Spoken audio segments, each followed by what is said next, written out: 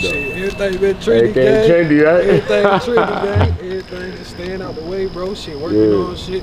You know, I got the big Slither Plug Part 2 tape from the drop. I need you on that motherfucker. You got the mic in that shit or not? I got that shit. I got the headphones. You know, last time I had the headphones, I got the head. You can record. You got mic too?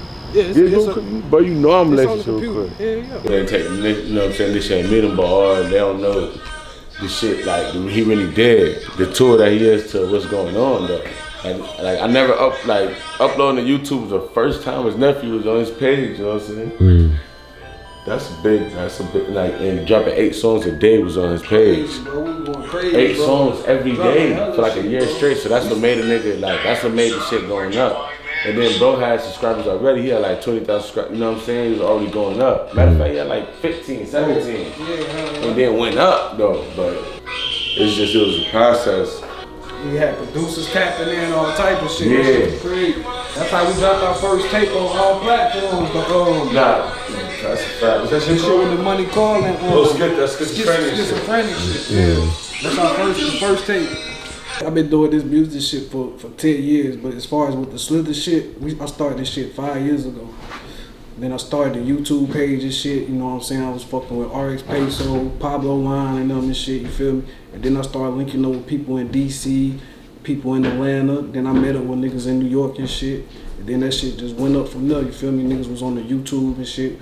We was uploading shit, just going constant with this shit, staying consistent with this shit, producing shit. Like I linked up with the Money Calling. That's the first producer I linked up with, the Money Calling. He out there in Atlanta. And you can check that out. The tape that we dropped. It's called Schizophrenic with Nephew and Poppy. It's on all platforms. That's the first tape that we dropped with the Money Calling. And then we just went up from there and shit, you feel me? I did it off the genuine, just knew this shit would take off. Cause when I first started this shit, I wanted to start a record label and shit and meet people like in different states and shit, bigger states and shit. And then like in New York, then people in Texas, people in Cali, and just in different states and shit, you feel me? Networking and shit. I just met a couple of artists and shit, and then we just linked up and took off with this shit. Artists in St. Louis and shit too. Shout out to my nigga FILO Escobar. In 5-10 years now, I see us stacked up, got our own record label, under no label and shit, you feel me? Like just took off with this shit, you feel me? Like millionaires with this shit. I can see us take off with this shit on a whole different level, because we came a long way with this shit, and where we at now, I just know we gonna go with more like the whole gang taking off, everybody doing their thing, everybody just doing this shit, you feel me? Like we took off with this shit and we going up with this shit. And I feel like in 5 to 10 more years, we gonna be the new face of this rap shit. Like we gonna be on all the XXLs, all that shit on all the radio stations and all that. I seen a lot of the Slithers, everybody done took off with this shit, and I feel honored for this shit, just to be behind the scene, to be a part of this shit. Like, to see everybody take off and go on a different level with this shit, I feel real honored for that shit.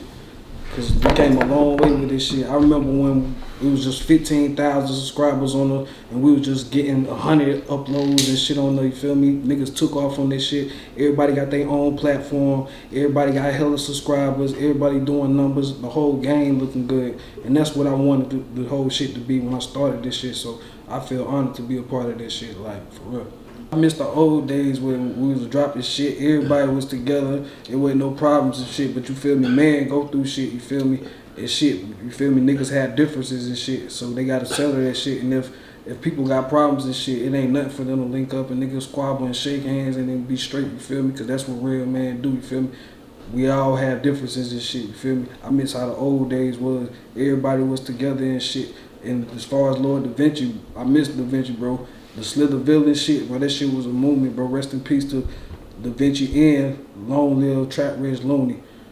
Trap Rich Looney, that's another person that I fuck with, bro. He was part of this Slither movement too, bro. Yeah. How I feel about shit, I feel like as far as with that Trap Rich shit, I feel like since Looney passed and shit, I feel like niggas still keeping that shit alive as far as with the people out there in Nashville and shit from his hometown, you feel me? I'm still in contact with his brother and his mother and all them, you feel me? I feel like the movement's still alive and shit. And as far as with 30 Clip and all them, they doing their thing and shit as far as with that Bean shit, you feel me? Like, I fuck with them and shit as far as what they got going on. But as far as with this Slither shit, like, we still doing our thing, goddamn, and we in our own lane, you feel me? Like, shout out to them though, you feel me?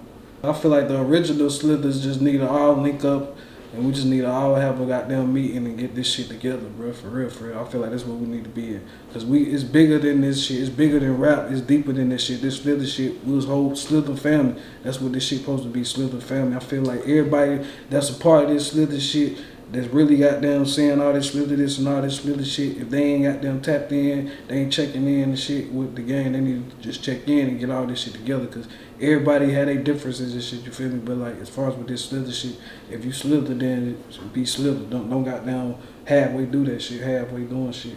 I'm still managing artists. I'm managing Trap Rich goddamn movie as far as Trap Rich Scully. And then I'm managing Blake Money. I'm managing Zuka. I'm managing Shiloh. I'm managing Luxury Grimy. I'm managing the Money Calling. I got producers and shit too. And I got an artist out there in Switzerland. His name Derek XS. He out there in Switzerland. He out there doing this thing, you feel me? So we just trying to go global with this Slither shit, you feel me? And RSK, you know, that's always Slither fam. I feel like this whole rap shit, I feel like this our shit. I feel like we better than all these niggas. And I feel like these niggas ain't fucking with us. Right. All our shit nigga. all our shit original. We don't go on no YouTube. Right. None of that shit. We got our own producers, yeah. our own cameraman. I feel like goddamn we the new low limit, we the new Cash Money, we the new Rap a Lot, we the new all that shit. When I started this shit, I wanted to be like Master P and them, goddamn Jay Prince, them the type of niggas I looked up to, you feel me? Like, they got them when they started this shit, they was independent with this shit. That's how I wanted to be with this shit, but with my own way, you feel me? Right. And I got them did my background check on that shit and put it in my way, you feel me? Right. Them the type of niggas I looked up to. Right. Suge Knight, that's how you feel me? Them the type of niggas I looked up to.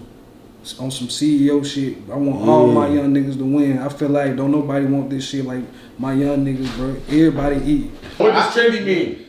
That's why we get juicy, bro. Look, bro, Black ass police questions. We get juicy shit. This is the Real Nigga Podcast, you heard? You do your own shit and you don't follow no nigga and you set trends and shit. That's trendy, you feel me? When you start your own wave and you don't jock no nigga shit and niggas just follow suit with that shit, that's what's being trendy. And if you look around, it's a lot of niggas infiltrating Slither this and Slither that. But like, we ain't jocking that shit, but you feel me? Got them, we know fans and shit got them doing that shit, so we ain't tripping off that shit. It's just Slither everything, you feel me? On game.